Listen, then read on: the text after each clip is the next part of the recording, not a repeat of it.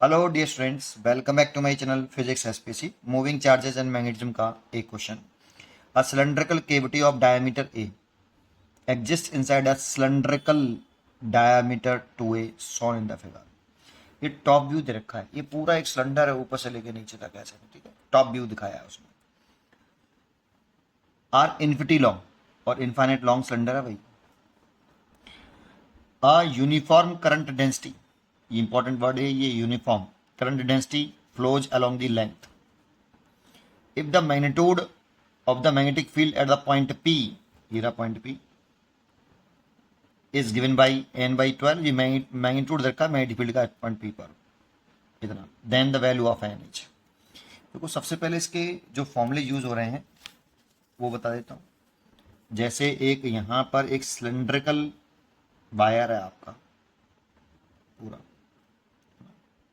ये केविटी के बारे में बात करेंगे बाद में, पहले फॉर्मूला समझ लेते हैं।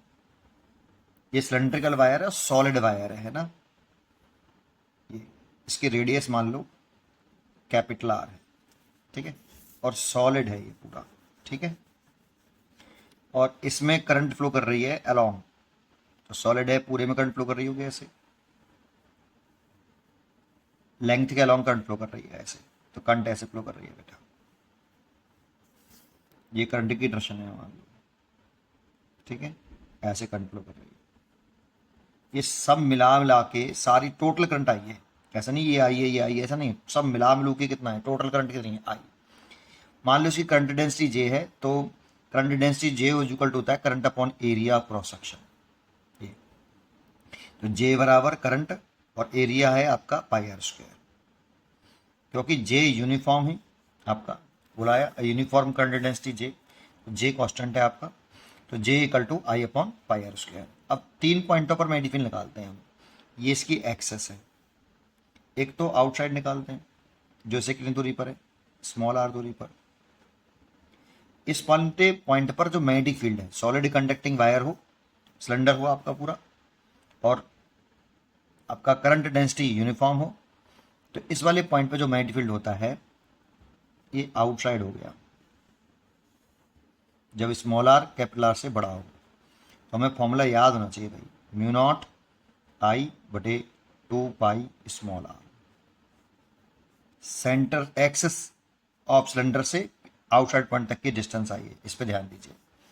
और अगर हम सरफेस पे निकालें जहाँ स्मॉल आर कैपिटल आर के बराबर हो, जैसे यहाँ निकालें तो ये स्मॉल आर कैपिटल आर के बराबर हो गया।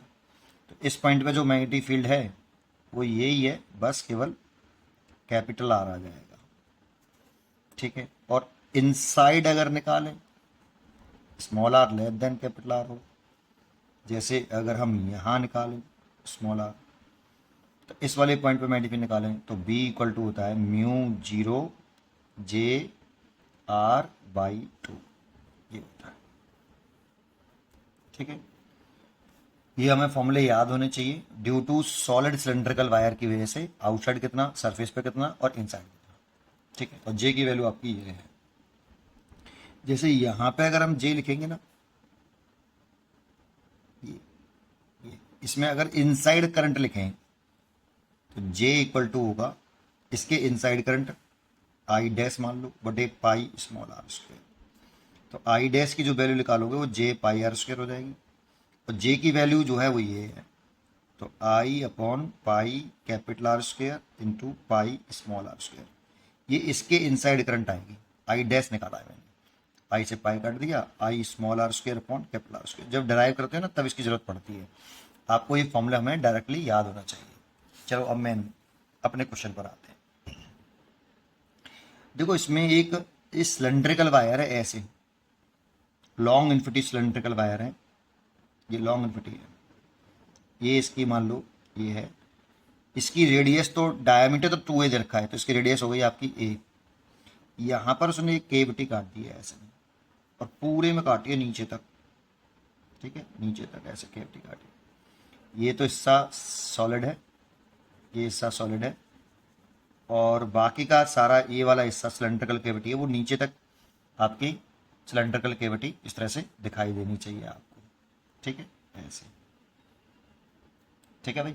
तो कुछ इस तरह से है, लेकिन उसका हम यहाँ से टॉप व्यू देख रहे हैं, है ना, टॉप व्यू देख रहे हैं, तो कुछ इस तरह से दिखाई दे रहा है हमें।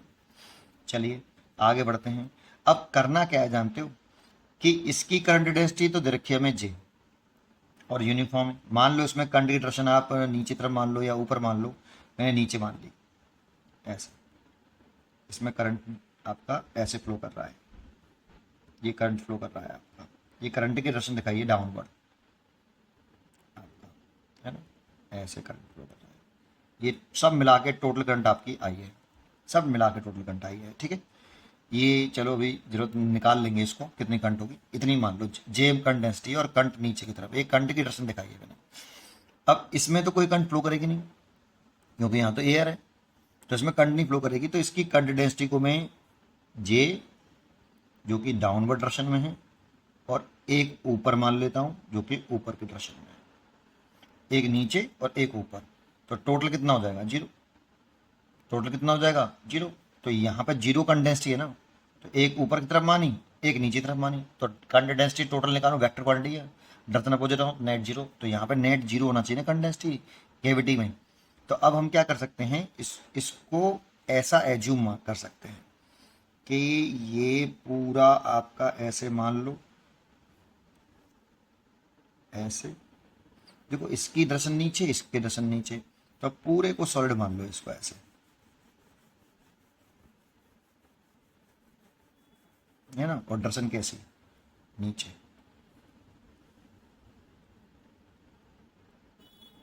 ये करंट की दर्शन है बेटा आपकी, ये करंट की दर्शन मान लो, ये करंट आई है, और करंट डेंसिटी इसकी कितनी है, जे है, और नीचे की तरफ है करंट डेंसिटी, ठीक है। और इसका रेडियस हो गई, ये देखो ये 2 है तो रेडियस ए हो जाएगी, तो इसकी रेडियस ए है, और ये वाला पॉइंट पी है, ये तो पॉइंट पी है, देखो एक तो ये हो गया, और प्लस ये केविटी वाला, और इसको भी अब सॉलिड मान लो। ये जब ये सॉलिड पार्ट होगा, पहले इसको इसमें से निकाल लिया, ऐसा नहीं, तो ये वाला पार्ट निकाल लोगे तब इसमें केविटी आ जाएगी। इसमें से ये वाला पार्ट, इसमें से अगर काट के ये वाला पार्ट हम निकाल लें, ये यहाँ आ गया, और ये केविटी डेवलप हो गई। लेकिन इसमें करंट की डेंसिटी की दर्शन किधर है, करंट की दर्शन ऊपर है, ऐसे, तभी तो करंट डेंसिटी बीच में जीरो होगी होलो की, ठीक है ये। और इसकी करंट डेंसिटी भी आपकी जे है, ठीक है ना, देखो इसकी जे मानी है, इसकी भी जे मानी है, दोनों बराबर होंगे, दर्शन अपोजिट होगी, तभी तो जीरो होगी, ठीक है। लेकिन इस करंट को कुछ और मान लो, आई डैश मान लो, इसकी रेडियस जो है आपकी a/2 है, इसकी रेडियस कितनी है, वो डायमीटर a/2 है, डायमीटर a है, बट रेडियस तो a/2 हो जाएगी। और कौन से पॉइंट पे निकालना है, सेंटर से ये a/2 हो गया, ये दूरी और कितनी है, तो P पॉइंट जो है वो यहाँ है, और ये दूरी यहाँ से यहाँ तक ये a है, और ये वाली जो डिस्टेंस है ये a/2 है, ये a/2 है ये वाली, ठीक है। इस पॉइंट पे निकालना है। अब इसके वजह से इस पॉइंट पर मैग्नेटिक फील्ड निकाल लो, इसके से मैग्नेटिक फील्ड निकाल लो, फिर नेट निकाल लो, वही इस पी पॉइंट पे नेट मैग्नेटिक फील्ड होगा, ठीक है। तो देखते हैं इसकी वजह से निकालें, तो देखो direction right hand palm rule लगाएं, तो करंट की डायरेक्शन थंब, सो राइट हैंड पाम रूल लगा रहे हैं, तो करंट राइट हैंड लगा रहे हैं, तो करंट हो गया थंब की डायरेक्शन, थंब हो गया करंट की डायरेक्शन में, और फिंगर टुवर्ड दी पॉइंट्स ऐसे, और पाम के परपेंडिकुलर बाहर की तरफ मैग्नेटिक फील्ड ऐसे आया कुछ, भाई पाम ये वाला है तो पाम के परपेंडिकुलर मैग्नेटिक फील्ड बाहर कुछ तरह से आएगा, ठीक है। समझ में आ गया होगा आपको, दिख रहा है सही तरीके से, ये ऐसे, ठीक है भाई, ठीक है। तो ये कुछ इस तरह से हो गया, थोड़ा सा इसे ऊपर कर लेता हूँ जैसे क्लैरिटी आए। तो ये मैग्नेटिक फील्ड इस जगह पर कुछ इस तरह से आएगी B1। अब सोचो ये इस सिलेंड्रिकल वायर है, ये सॉलिड स्फीयर में समझना, इसको सिलेंड्रिकल है, ये सिलेंडर का टॉप व्यू है, इसकी वजह से एक सरफेस पे पूछ रहा है मैग्नेटिक फील्ड, और ये सॉलिड है पूरा, इसकी करंट डेंसिटी कितनी होगी, जे बराबर, इसकी करंट डेंसिटी होगी जे बराबर आई अपॉन एरिया, पूरे एरिया को में कर रहा है, इसका रेडियस कितनी है ए, तो पाई ए स्क्वायर, तो यहाँ से आपका करंट है इसके अंदर आई बराबर जे पाई ए स्क्वायर, ठीक है।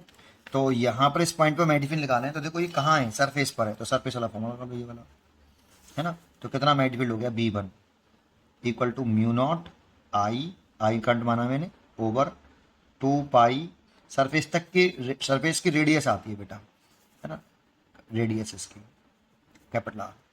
तो कैपिटल आर है तो रेडियस कितनी है ए, तो ए लिख लो और आई की वैल्यू पुट कर लो, μ0/2 पाई ए, और आई की वैल्यू कितनी है जे पाई ए स्क्वायर। यहाँ से देखो एक ए से ए कट गया और पाई से पाई कट गया, तो ये आ गया μ0 j a/2। और मैग्नेटिक फील्ड की डायरेक्शन आपको दिखाई दे रही है ये रही। अब इसकी वजह से इस पॉइंट पे मैग्नेटिक फील्ड निकालो। अब इसके लिए इस सॉलिड सिलेंडर की वजह से, सॉलिड सिलेंडर है इसके से ये पॉइंट कहाँ है, आउटसाइड है, और आउटसाइड के लिए आपका फॉर्मूला ये होता है आउटसाइड के लिए। ठीक है, ये वाला फॉर्मूला लगाना है हमें आउटसाइड के लिए। लेकिन इसमें मैग्नेटिक फील्ड की डायरेक्शन दिखाएं तो इसमें कंट्री डायरेक्शन ऊपर है, देखो कंट्री डायरेक्शन ऊपर हो गई। थंब दिखाता है राइट हैंड लगाओ और राइट हैंड पाम रूल, तो कंट्री डायरेक्शन ऊपर की तरफ, फिंगर टुवर्ड द पॉइंट्स। अब पाम के परपेंडिकुलर बाहर की तरफ दिखाओगे मैग्नेटिक फील्ड डायरेक्शन ऐसे आएगी, है ना। राइट हैंड पाम रूल लगाया, पाम के परपेंडिकुलर बाहर की तरफ मैग्नेटिक फील्ड दिखाते हैं बाहर की तरफ। ठीक है, तो मैग्नेटिक फील्ड कुछ इस तरह से आ रहा है भाई, ये B2 आ गया, है ना। इस B2 की वैल्यू निकालनी है तो B2 इक्वल टू जो होगा वो भी यही फॉर्मूला होता है, सेम टू सेम, बस इसमें स्मॉल आर कैपिटल आर से बड़ा है, फॉर्मूला यही है। तो B2 इक्वल टू आउटसाइड है बेटा, तो μ0, अब इसकी करंट आई डैश मानी है मैंने, तो J बराबर क्या होगा आई डैश बटे कितने रेडियस में है ये करंट, a/2 में, तो पाई a/2 का होल स्क्वायर। भाई करंट तो इसी में फ्लो कर रही है ना, इसी एरिया में, है ना। तो पाई और रेडियस इसके a/2 है इसलिए इतना, तो आई डैश इक्वल टू कितना हो जाएगा यहाँ पे J पाई a²/4, और यहाँ लगाएं ये वाला फॉर्मूला, तो μ0 I/2 पाई। स्मॉल आर क्या होता है, स्मॉल आर एक्सेस से जिस पॉइंट पर मैग्नेटिक फील्ड निकाल रहे हैं वहां तक की डिस्टेंस है। तो देखो आपकी एक्सेस से ये एक्सेस हो गई और इस पॉइंट पे निकाल लें तो ये डिस्टेंस लिखेंगे, जो स्मॉल आर हो गई इस जगह पे 3a/2, a + a/2 3a/2। तो आर की अभी स्मॉल आर लिख देता हूँ, स्मॉल आर की जगह पे लिख देता हूँ डायरेक्ट 3a/2, है ना। तो देखो 2 से तो ये 2 कैंसिल हो गया, μ0/3 पाई a, μ0 3 पाई a, और आई डैश लिखना चाहिए मेरे को यहाँ। आई डैश की वैल्यू देखो कितनी है, J पाई a²/4। तो देखो a से a कैंसिल और पाई से पाई कैंसिल, तो बचा μ0 JA/12। अब देखो ये वाला मैग्नेटिक फील्ड बड़ा है और ये वाला मैग्नेटिक फील्ड छोटा है, ठीक है B2, और डायरेक्शन कैसी है दोनों की अपोजिट है, ये भी P पॉइंट पर, ये भी P पॉइंट पर मैग्नेटिक फील्ड है, डायरेक्शन अपोजिट है, तो नेट मैग्नेटिक फील्ड निकालेंगे तो सब्ट्रैक्ट कर देंगे, है ना। तो नेट मैग्नेटिक फील्ड निकाल लो, B नेट, डायरेक्शन अपोजिट है इसीलिए B1 - B2, B1 बड़ा है इसलिए B1 में इसका हटा रहे हैं, μ0 JA/2 माइनस μ0 JA/12। यहाँ से μ0 JA/2 कॉमन एंड 1 - 1/6, तो 6 एलसीएम लेंगे तो 5/6 हो जाएगा, तो 5/6 मतलब 12, 5/12 μ0 JA। इतना नेट मैग्नेटिक फील्ड है, और net magnetic field P point पर हमें दे रखा है, इतना मैग्नेटिक फील्ड दे रखा है, नेट मैग्नीट्यूड दे रखा है उसका n/12, तो दे रखा है n/12 μ0 AJ ऐसे। अब μ0 AJ तो कट गया देखो ये, और 12 से 12 कैंसिल हो गया, तो n की वैल्यू आ गई 5, n इक्वल टू आ गया 5। इसीलिए इसका जो n की वैल्यू हमसे कह रहा है कि n की वैल्यू बताओ, तो n की वैल्यू आपको यहाँ पे 5 भरनी चाहिए, ठीक है। उम्मीद करता हूँ कि आपको ये क्वेश्चन जरूर समझ में आया होगा, पढ़ते रहिए और खुश रहिए।